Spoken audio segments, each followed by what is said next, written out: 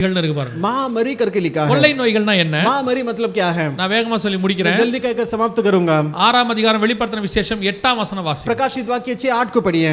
நான் பார்த்தபோது மங்கின நிறமுள்ள ஒரு குதிரையை கண்டேன். அதன் மேல் ஏறி இருந்தவனுக்கு மரணம் என்று பெயர். பாதாளம் அவன் பின் சென்றது. நல்லா கவனிங்க. பட்டயத்தினாலும் பஞ்சத்தினாலும் சாவினாலும், இது ரொம்ப முக்கியமான பாயிண்ட். பூமியின் துஷ்ட மிருகங்களினாலும், पृथ्वी के वन पशुओं के द्वारा, பூமியில் உள்ளவர்களை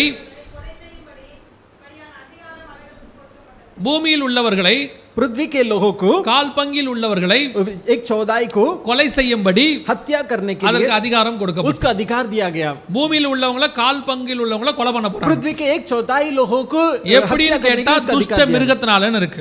लिखा है दुष्ट जानवरों के द्वारा. சரி, அதுக்கும் கொள்ளை நோய்க்கு என்ன சம்பந்தம்? उसका और हत्या का क्या संबंध है? இப்போ வரக்கூடிய எல்லா வியாதியும் பாருங்க. अभी आने वाले सारे बीमारियों को देखिए. வைரஸ்னு ஒன்னு சொல்வாங்க. वो वायरस करके कहते हैं. Dengue virus, dengue virus, Zika virus. Zika virus. உங்களுக்கு ஒன்னு தெரியணும். आपको एक बात को जानना है. வைரஸ் என்பது தானாய் உருவாகாது, யாராவது உருவாக்க வேண்டும். वायरस अपने आप उत्पन्न नहीं होता, इसे उत्पन्न करने वाला एक व्यक्ति होना चाहिए. கம்ப்யூட்டர்ல வைரஸ் உருவாகாது. कंप्यूटर में वायरस उत्पन्न नहीं होता, யாராவது உருவாக்குவாங்க. कोई उसे उत्पन्न करेगा. யார் உருவாக்குவா? कौन उत्पन्न करेगा? ஆன்டி வைரஸ் காரன் தான் அதை जो உருவாக்குவான். एंटी वायरस वाला है वही वायरस को उत्पन्न करेगा. அவனே வைரஸை உருவாக்கி वो खुद वायरस को उत्पन्न அதுக்கு करके ஆன்டி வைரஸ்னு ஒரு மருந்து கண்டுபிடிச்சு और उसके लिए एंटी वायरस करके एक दवाई निकाल के அப்புறம் அந்த வைரஸை பரவ விடுவான். फिर वो वायरस को फैलाएगा. இது அப்படியே எல்லா இடத்துக்கும் பரவி கம்ப்யூட்டர் எல்லாம் வேஸ்ட் பண்ணும்போது ये हर जगह में फैलकर कंप्यूटर को खराब करते समय இவன் இந்த ஆன்டி வைரஸை விடுவான். ये इस एंटी वायरस को पेश करेगा. கோடி கணக்குல சேல்ஸ் ஆகும். करोड़ों रुपया में इसका सेल्स होगा. இது ஒரு பிசினஸ். एक बिजनेस है. இதே பிசினஸ் இப்ப மெடிக்கல்ல வந்திருக்கு. यही बिजनेस अभी मेडिकल में आ गया இப்ப है. நிறைய வைரஸ் புதுசு புதுசா வருது. अभी बहुत सारे नया नया वायरस निकला है. இந்த வைரஸ்க்கு பின்னாடி எல்லாம் பாருங்க,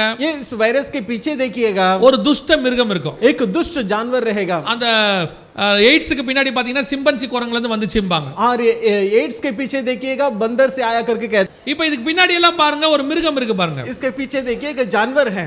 குறிப்பா பாத்தீங்கன்னா துஷ்ட மிருகம் இருக்கும். और मुख्य रूप से देखेंगे तो उसमें दुष्ट जानवर, வவ்வால் இருக்கும், और उसमें वव्वाल पन्नी रहेगा, இருக்கும், और सुअर रहेगा, குரங்கு சிம்பன்சி குரங்கு இருக்கும், और बंदर रहेगा. மத்திய கிழக்கு நாடுகளுக்கு போனீங்கன்னா கேமல் ஃபீவர்னு ஒன்னு சொல்லுவாங்க, ஒட்டகம். कैमल फीवर, ऊंट का बीमारी. இப்போ இது எப்படி இது வருது?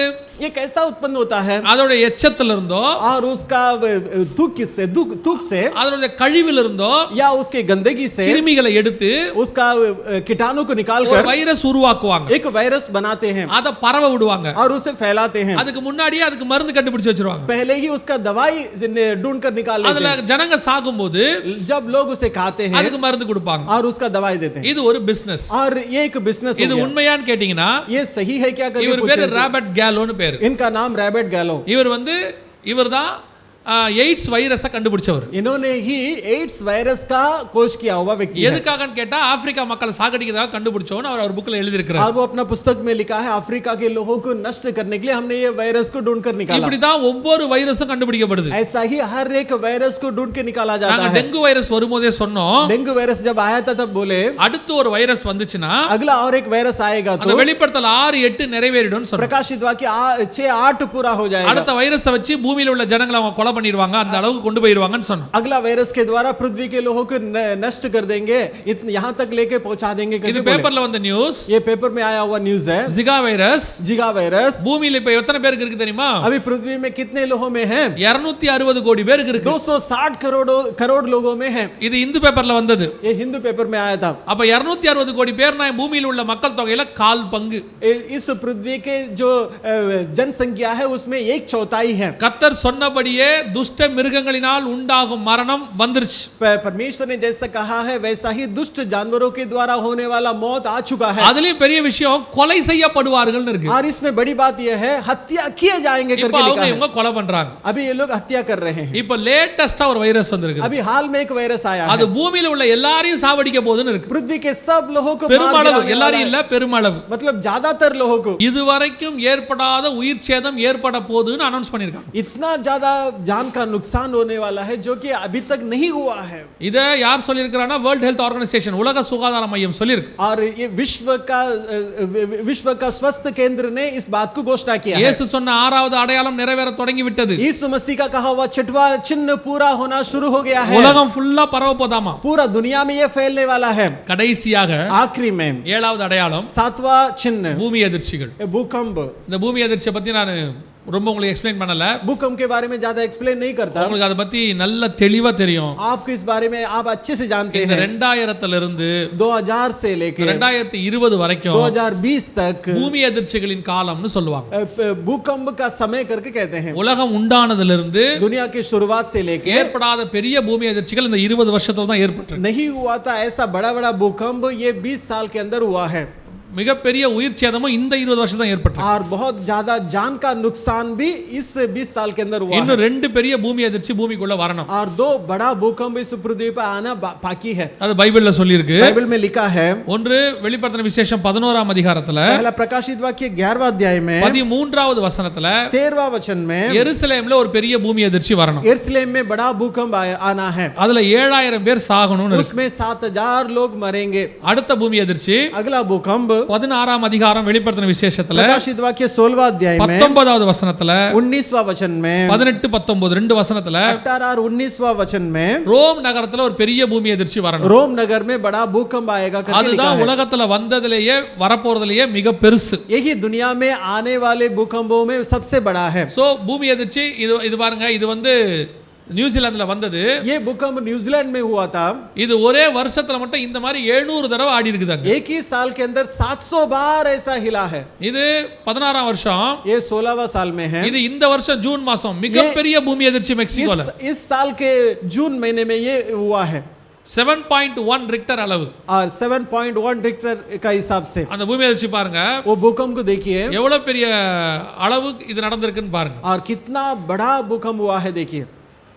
இதெல்லாம் நம்ம காலத்துல நடக்கும்னு நம்ம ஆண்டவர் சொன்னது. ये सब अपने जमाने में होगा करके प्रभु ने बताया है। 7 அடையாளங்களும் நம் காலத்துல நம் கண்களுக்கு முன்பாக துல்லியமா நடைபெற்று கொண்டே ये இருக்கிறது. सातों चिन्ह हमारे आंखों के सामने हमारे ही जमाने में पूरा हो रहा है। இது வந்து இப்போ நான் சொல்றது ஜூன் 2019 2019 जून महीने में ये हुआ था।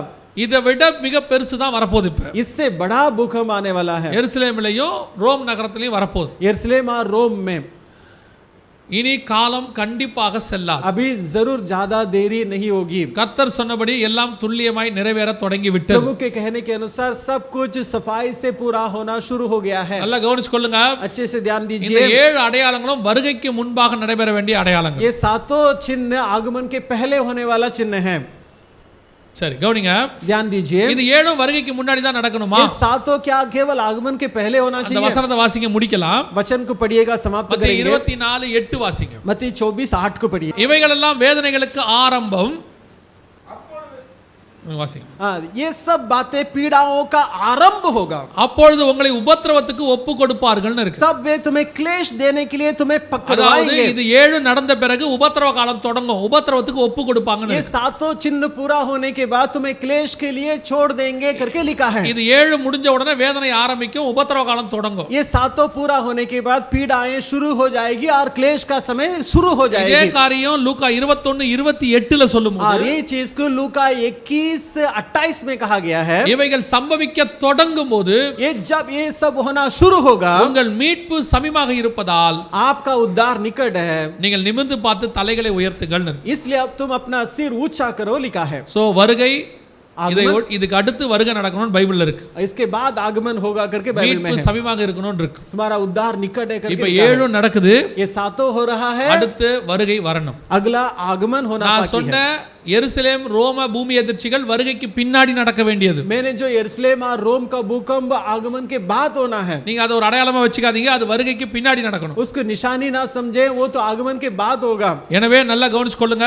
अच्छे से ध्यान இனி दीजिएगा। காலம் கண்டிப்பாக செல்லாது. अभी ज्यादा समय बिल्कुल नहीं இந்த வருகையில लगेगी। போனா என்ன செய்யணும்? आगमन में जाने के लिए क्या करना है? நேற்றே அதை பத்தி உங்களுக்கு 7 காரியங்கள் சொன்னோம். कल के दिन हमने 7 कार्य बताया இனி था। காலையிலயும் அதை பத்தி தெளிவா பேசணும். आज सवेरे भी उसके बारे में सफाई से நேத்து बोले। வராதவங்களுக்கு திரும்பி ஒரு தடவை சொல்றோம். जो जो नहीं आए उनको उनके लिए वापस एक बार இந்த दोहरा 7 देते हैं। காரியங்கள் இருந்தால் நீங்கள் வருகையில ये போகலாம். 7 कार्य रहेगा तो आप आगमन में जा सकते हैं। முதலாவதாக இயேசு கிறிஸ்துவின் இரத்தத்தினாலே பாவ மன்னிப்பின் நிச்சயத்தை பெற்றிருக்க पहला வேண்டும். यीशु मसीह का लहू से पाप क्षमा का निश्चयता को हासिल करना है। இரண்டாவது பிதா குமாரன் பரிசுத்த நாமத்தினாலே தண்ணீர்ல மூழ்கி ஞானஸ்நானம் எடுத்திருக்கணும். दूसरा पिता पुत्र पवित्र आत्मा के नाम से पानी में डूबकर बपतिस्मा தண்ணீர்ல लेना மூழ்கி है। எடுக்காத ஞானஸ்நானம் இல்லை. पानी में डूबकर नहीं लिया हुआ बपतिस्मा नहीं है। குழந்தையில கொடுத்த ஞானஸ்நானம் பைபிள் ஞானஸ்நானம் சொல்லல. बच्चे को दिया हुआ बपतिस्मा को बाइबल बपतिस्मा नहीं कहती। மூன்றாவது மீட்கப்படும் நாளுக்கென்று முத்திரையான பரிசுத்த ஆவியை பெற்றிருக்க வேண்டும். तीसरा उद्धार पाने के दिन के लिए मुहर के रूप में पवित्र आत्मा को हासिल करना है। நாலாவது चौथा வேறுபாடுள்ள வாழ்க்கை. अलगाव जीवन। உங்களுக்கும் உலகத்துக்கும் வித்தியாசம் இருக்கணும். आप में और दुनिया में फर्क रहना चाहिए। சபை வேறு உலகம் வேறு. कलीसिया अलग है, दुनिया अलग है। நல்லா புரிஞ்சுக்கோங்க. अच्छे से ध्यान दीजिए। உலகம் பேசாததை சபை பேசணும். दुनिया जो बोलती नहीं है उसे कलीसिया बोलना चाहिए। சபை பேசுறத உலகத்தால பேச முடியாது. जो कलीसिया बोलती है उसे दुनिया नहीं बोल सकती। உலகம் ஆசீர்வாதத்தை பேசும். दुनिया आशीर्वाद को बोलेगी। பணக்காரனாவது எப்படி, कैसा धनवान बनना है, அத சபை பேச வேண்டிய அவசியம் இல்ல. उसे कलीसिया को बोलने की जरूरत नहीं है। சபை நித்திய ஜீவனை சுதந்திரிப்பது எப்படின்னு பேசணும். कलीसिया को ये बोलना है अनंत जीवन को कैसे சபை हासिल சிலுவை करें। பத்தி பேசணும். कलीसिया क्रूस के बारे में बोलना है। சபை பாவத்தை பத்தி பேசணும். कलीसिया को पापों के बारे में बोलना है। உலகத்தை எதை பத்தி பேசுவா? संसार वाले किसके बारे में பணத்தை बोलेंगे? பத்தி பேசுவா. पैसे के बारे में। நீடித்த ஆயுசை பத்தி பேசுவா. और दीर्घायु के बारे में। உலகத்தை என்ன செய்வான்? दुनिया वाले क्या करेंगे? வீடு காரை பத்தி பேசுவான். घर और कार के बारे में। அதையே பேசுறதுக்கு கர்த்தர் சபையை உண்டாக்கல. केवल इन बातों को बोलने के लिए कलीसिया को प्रभु ने नहीं बनाया। கர்த்தர் சபையை உண்டாக்குனது परमेश्वर ने कलीसिया को इसलिए உங்களை बनाया என்னை நித்திய ஜீவனை கொடுக்கிறதுக்கு. आपको और मुझे अनंत जीवन देने के लिए। அப்ப அதுக்கு சபை வேறுபாடுள்ள வாழ்க்கை வாழும். इसके लिए कलीसिया को अलगाव जीवन बिताना जरूरी है। உலகத்துக்கும் சபைக்கும் வித்தியாசம் இருக்கு. दुनिया के और कलीसिया का फर्क होना चाहिए। ஐந்தாவது சுவிசேஷம் அறிவித்தல் உங்கள் மேல் விழுந்த கடமை. सुसमाचार सुनाना सबका कर्तव्य ஒரு है। நாளைக்கு ஒருத்தருக்காவது இயேசுவை பத்தி दिन में சொல்லணும். कम से कम एक व्यक्ति को यीशु के बारे में बताना है। பரலோகத்துல உங்க கூட வரப்போறது நீங்க சம்பாதிச்ச ஆத்மா स्वर्ग में மட்டும்தான். आपके साथ आने वाला आपका कमाया हुआ प्राण मात्र है। ஆறாவது छठवां இயேசு வருவார் என்பதை ஒவ்வொரு நாளும் விசுவாசிக்கணும். यीशु आएंगे करके हर दिन विश्वास करना चाहिए। இந்த 3 நாள் மாத்திரம் இருக்க கூடாது. केवल ये 3 दिन नहीं रहना चाहिए। இனி ஒவ்வொரு நாளும் படுக்க போகும்போது இயேசுவே நீர் வரும்போது நான் வருகையில போகணுங்கிற எண்ணம் இருந்துகிட்டே இருக்கணும். हर दिन सोने के लिए जाते समय यीशु मसीह आपके आगमन होगा तो मुझे आपके ஏழாவது साथ आना है। கடைசியாக आखिरी முடிவு பரியந்தம் நிலை நிற்கிறவனே ரட்சிக்கப்படுவான். जो अंत तक स्थिर रहेगा उसका उद्धार होगा। இந்த ஆறிலும் ये 6 बातों முடிவு में பரியந்தம் நிக்கணும். 6 बातों में अंत तक அப்பொழுது स्थिर रहना வருகையில है। நாம் போக तब முடியும். आगमन में हम जा सकते हैं। हालेलुया.